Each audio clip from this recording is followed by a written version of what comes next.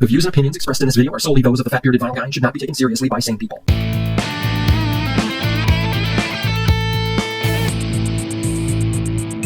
Hey Vinyl Nation, I am Matt the Fat Bearded Vinyl Guy, and I am back in the vinyl lair. Here we are at the end of 2020, a year that for most of us has been on par with alternating daily root canals and colonoscopy prep. A lot of bloggers, YouTubers, and people with an actual audience, they like to do countdowns from the previous year. Even though I am not an influencer in any way, shape, or form, I will do one as well. Let's face it, I need something to talk about. So today I will count down my top 5 favorite additions to my collection from 2020. Not releases per se, but additions. However, 4 of the following releases did come out this year, but all of them I added to my collection in the past 12 months. This is an album I picked up far too late. Grace came out in 1994, and I've seen it while digging in the wild, but never actually grabbed it. When I finally decided to, holy hand grenade, I realized I should have gotten this 2 decades ago. I won't get into too much detail about this album because I have a quick hit coming in the new year about this album, so keep on the lookout for that. The Southern Harmony and Musical Companion by the Black Crowes is another album I never gave a shot a quarter century ago. When this album came out back in 1992, I was more into metal, hard rock, and hair metal. Not so much the bluesy rock that the Black Crowes were famous for. I know if I knew then what I know now, I'd know that rock and metal derived from the blues. What do you want? I was young and stupid. What turned me on to this album was a podcast I started listening to called Ridiculous Rock Record Reviews, where host Aaron Martell and his various co-pilots go track by track over various albums. And this album they did an episode on. In fact, since I started listening to the podcast in March, most of the albums I've added to the collection have been albums he's reviewed. So there's that.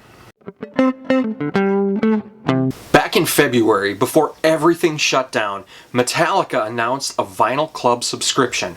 I was leery seeing that they were only offering 4 7-inch records in this, but I thought it'd be cool to get a few rarities. However, due to COVID, production was delayed. Then due to quality control issues, shipment was delayed.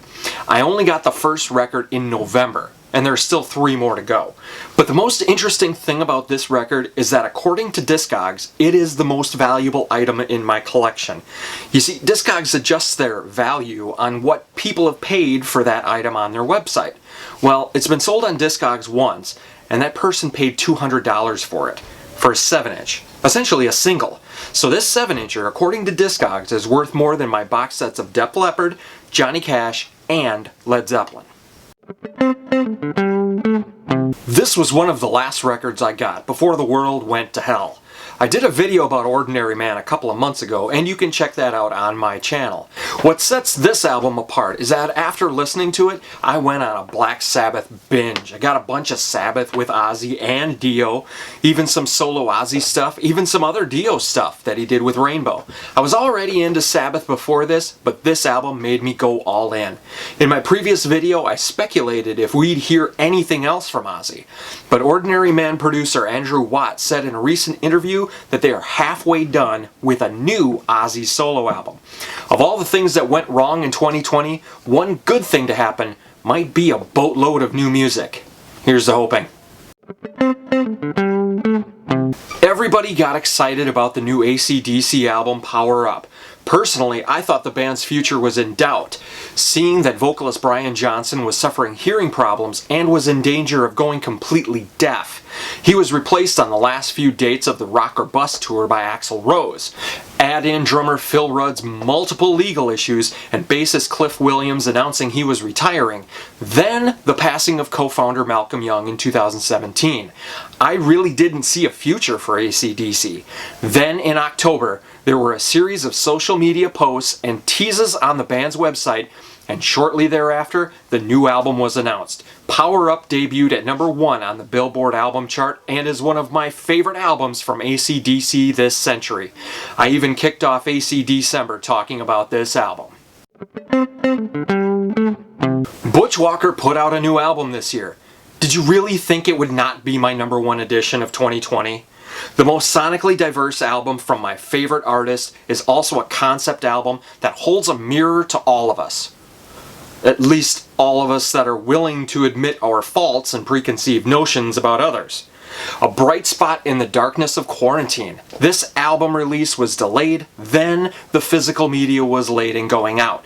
Thankfully, when I pre-ordered the record, I got a digital copy of the album as well.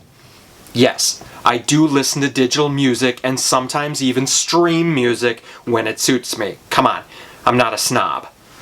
That's all for now. For more music talk and vinyl shenanigans, go to fatbeardedvinylguy.com. There's links to my Facebook, Twitter, and Instagram. January will bring new full videos as well as new quick hits, and I'm thinking about different artist series that I want to do in the new year. As always, give me a thumbs up, subscribe, and leave a comment below about your favorite music from 2020. Don't forget to share, tell your friends, enemies, neighbors, clergy, or parole officer about the Fat Bearded Vinyl Guy. Until next time, take it easy and I'll catch you on the B-side.